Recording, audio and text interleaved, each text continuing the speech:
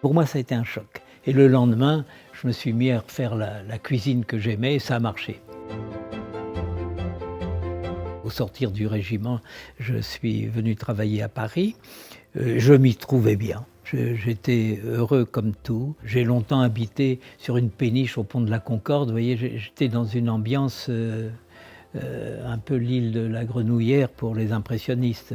Voilà, on s'évadait, on était heureux et on faisait des fois n'importe quoi.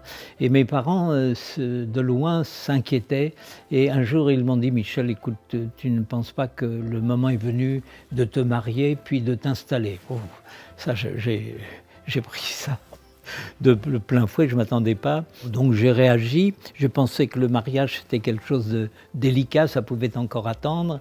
Et c'est ainsi qu'une après-midi, je suis allé au tribunal de commerce à Paris et j'ai acheté un bistrot que je n'avais même pas vu. Et avec le peu d'argent que j'avais, c'est sûr que je ne pouvais pas me payer le Ritz. Donc j'ai acheté un bistrot qui était à Asnières. J'y suis allé le lendemain matin.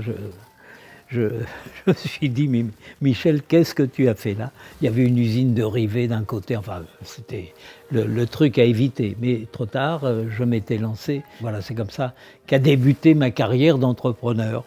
Mon ami Jean de Lavenne, qui avait été comme moi meilleur ouvrier de France pâtissier, qui était devenu un grand cuisinier, qui a été mon mentor comme il fut celui de Joël Rebuchon, est venu me trouver un jour et en me disant, avec son parler de Titi parisien, et il m'avait dit: écoute Michel, arrête de faire le con, fais ce que tu aimes faire. Et pour moi, ça a été un choc. Et le lendemain, je me suis mis à refaire la cuisine que j'aimais et ça a marché.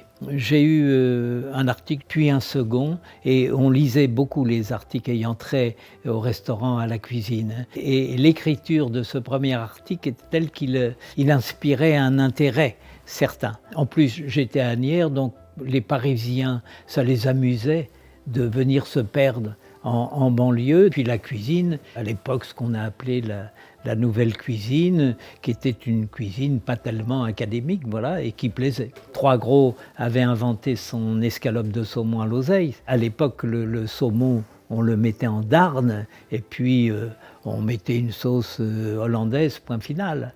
Là, c'était en escalope, à peine cuit, donc rosé à l'intérieur. Il avait remplacé le citron par l'oseille, vous voyez, on se libérait.